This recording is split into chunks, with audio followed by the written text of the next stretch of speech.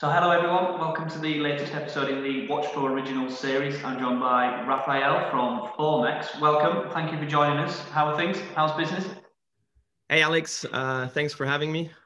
Doing very well, and yeah, we're glad to be on here with you. Yeah, so just to kick things off, if you just tell me about sort of the background of Formex as a business, from product point of view, your role within that. Yeah, so the brand Formex has been around since the year 2000, and was founded around motorsports inspired watches by two brothers here in Switzerland. And then 4.5 years ago, they decided to look for new owners. And since we've been working with one of the brothers for a long time in other watch related business aspects of the industry, yeah, we figured out a good deal to take on the brand and revive it a little bit.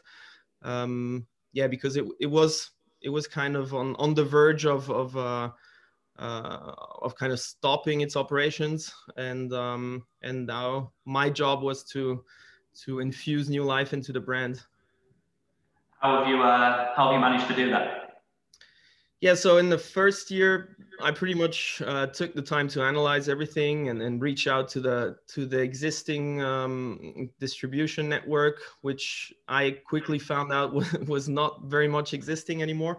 And so I decided to take a new route and go direct to consumer, which obviously allowed us to save on, or to modify our prices to pass the savings on to the customer, so we don't have third-party margins to account for. So basically, overnight, we managed to really restructure the pricing of our watches, and basically, instead of a factor 5x to 6x from the production cost of the watches, we managed to move that down to about a 3. So yeah, really, who really benefits from that is the customer in the end, because he gets a watch that costs pretty much the same to make than a watch that should cost double in the MSRP wise. So yeah, it's been really interesting. But obviously, the challenge then is for a pretty much unknown brand to bring those watches out to the public and find the audience, find the customer base, which we've been constructing throughout those past 4 years. Yeah, you mentioned obviously customer base there and making sure that the customer does get a benefit from the price point. How do those two sort of fuse together for you guys? What target audience do you look for, and how does the price point that you've aimed for tap into that? The most obvious audience in the beginning, obviously, were people who were already dabbling in the horological hobby. People or customers who are more informed than the average watch wearer, because it was easier to transmit to them the values, the quality, and the technological and innovative aspects of our brand. So, which means you don't really have to explain everything too much. So those customers who are more informed, they were able to quickly see what's in the watch, how it's made, and compare that to other watches on the markets at the same price point. And they should have come to the conclusion that they're getting a whole lot of bang for the buck with Formex watches. So in the beginning, that was mainly the main customer base, and building upon that, now we're reaching into more wider audience bases, because the brand is starting to get more known. We've changed the logo recently, modernized it a little bit, and added a logo symbol that really looks nice on the dial as well. So now we're starting to tap into those wider audiences. But at the same time, we also have to say that in the past couple of years, the customer base has changed, in my opinion, drastically, because a lot of people who are into the more mainstream brands are starting to look at micro brands, and there's a lot of micro brands popping up. In the past 5-6 years, there's been a lot of successful Kickstarter campaigns who kickstarted new watch businesses. So people are really taking their time to go online, research, and really do their homework, and those are the people that's kind of end up buying a Formex these days. Yeah, so sort of on that, from a product point of view, where sort of do you see Formex in the market when you first started at the company, where it is now, and where are you hoping for it to go in the next few years? Yeah, I mean, it's hard. I don't want to situate it with other brands, or it's hard to pinpoint exactly where it is, because if you look at it from a strictly price point of view, obviously it's not really, it can't really match watches at the same price point, because it usually costs about double to make our watches because of the reduced retail margin. So yeah, usually you get more for what you pay for with our watches, but it's hard to situate them.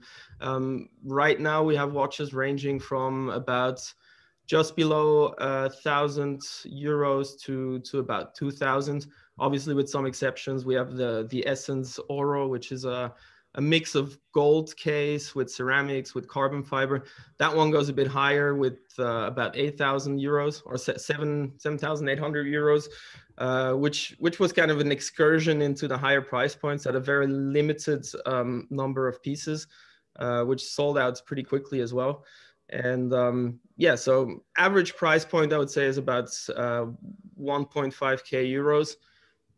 But obviously with a lot of features in terms of technical development of the cases, the bracelets. We have a lot of proprietary systems for quick release systems on the bracelets, and new ways of looking at micro adjustments in the buckles. So we place a really high value on the ergonomics of a watch, because it's something that you wear all day, and we think it should not only look good or feel good, well, actually not only look good but also feel comfortable and make you want to wear it.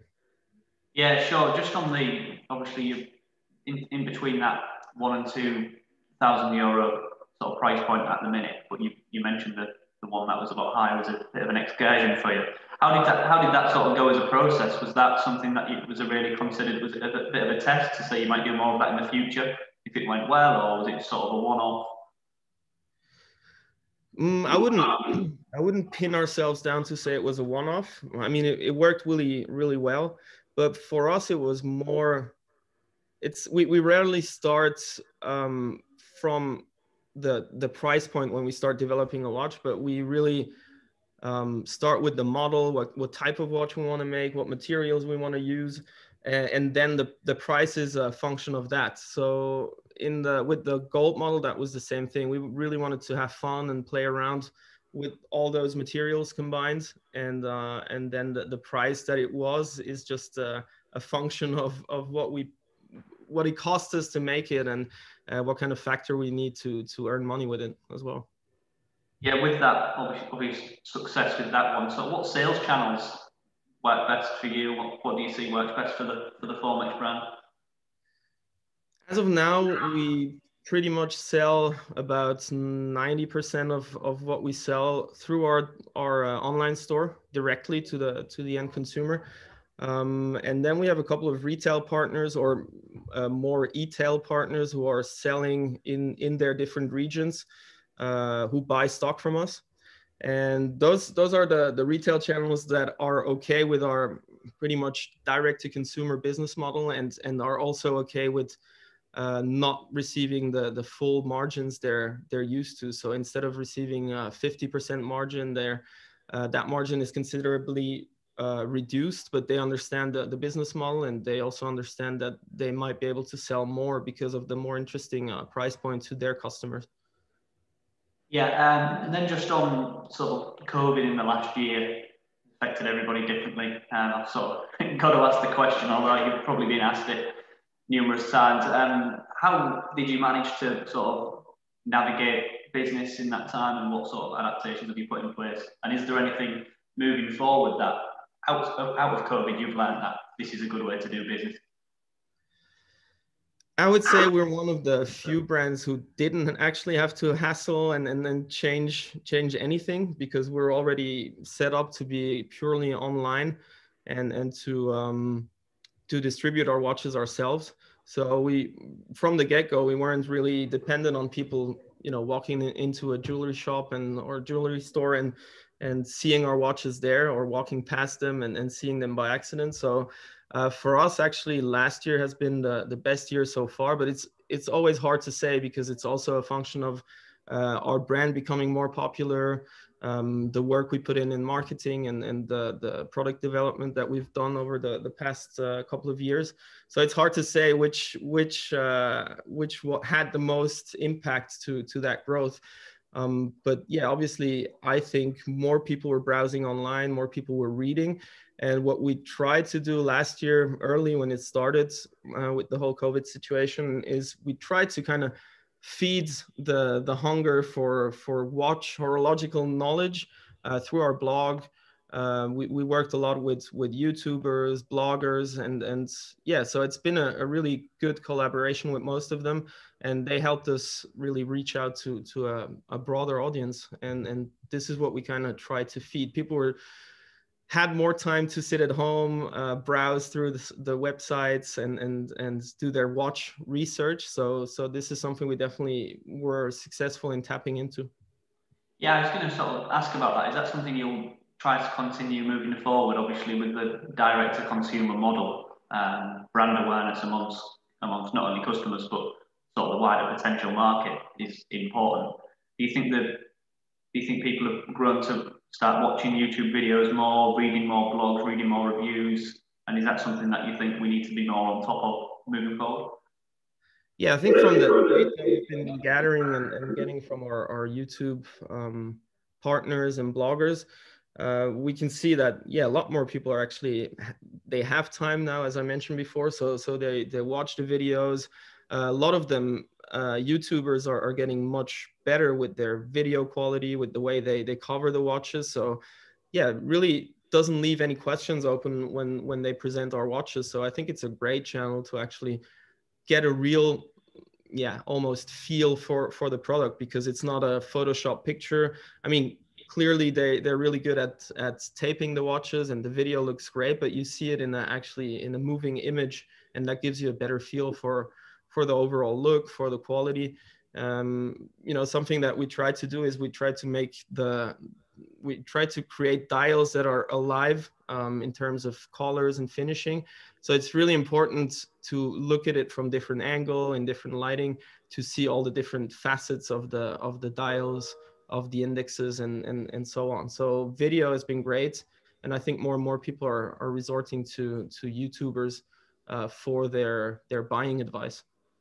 Yeah, I mean, I agree. And just on sort of products, I know you've been doing a lot of work, and I think the Reef model is coming soon. What can you tell us about that? Obviously, it sounds exciting. It sounds like it's going well. So yeah, so the Reef is shipping now. So we've fulfilled all the pre-orders, and now it's available on our store.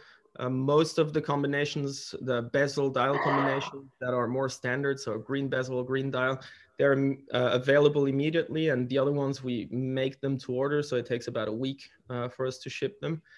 And yeah, this was for us. We started with the Essence steel model when I kind of relaunched the brand, and then we started building on that model range with different dial variations that came out. And then we launched last year the Essence Leggera, which is the carbon fiber ceramic version of that watch, which was also a huge success. And then, you know, the question was, well, what's next? And I think we needed a diver watch that we tried to create and design in our own design DNA, and that took us about a year to come up with the design and the technical developments. And yeah, so that was really a way for us to tap into the really huge market of diver watches that was kind of inspired by the Submariner 50 years ago, without obviously trying to copy anything. But we always try to infuse our new models and start from a blank slate first of all, and then we try to infuse those designs with our design DNA. And the ultimate goal for us is to create our own design language that will be recognizable within a couple of years. When somebody looks at somebody's wrist, that they recognize it's a Formex without necessarily having to look at the logo. So that's the ultimate goal in design for us. Yeah, it does sort of bring me on to my sort of final question there with short, medium, and long-term goals. I take it that is the goal then, to sort of increase that brand awareness, not only from marketing sense, and you spoke about YouTube and different content, but also from a product point of view, in saying, that's a Formex from somebody's wrist. Yeah, exactly. I mean, there's no bigger compliment than somebody actually who never saw a Formex watch and they see somebody wearing one and they recognize it from far, kind of, without seeing the logo. That would be really a sign for us to be established, and this is really where we want to go. And in terms of also where we want to go, is we want to still keep our focus on investing in our product, not necessarily creating huge marketing campaigns with people that are linked to the brand and ambassadors. We did try to dabble in that in the beginning, but I had to realize that in order to do that well, you need a much bigger budget, and you actually need a department or the right people that take care of those partnerships and nurture them. So, the athletes or actors or whoever it is, and ourselves are profiting enough from it, and also in the end the customer. So right now we're still a small team, and we put our whole focus into our relationship, our very direct relationship with our customers, and obviously the innovation that goes into our product. Yeah, well, hopefully I look forward to seeing the Reef in person soon, and hopefully meeting up and seeing you guys and the team in person soon. Yeah, let's hope travel will be possible soon, because we've been stuck in our office, which is nice because we get time to do everything we need to do. But yeah, getting out there, connecting with the customers is something we love to do as well. We had a whole roadshow planned for 2020, which obviously couldn't be done with stops in the US, the UK, and Germany, with customer dinners where they could invite other friends and everything. So yeah, let's hope we can soon pick that up. Let's hope those vaccines will will take effect soon and we can get back to normal. Yeah, I think that the importance of physical events, especially in the watch industry, just seems we need to get them back sooner rather than later. Yeah, everybody's keen on meeting up and mingling again. That's for sure. Yeah, I agree. Well, again, thanks for your time, and I look forward to seeing you soon. Take care. Thank you. Bye, Alex. Bye.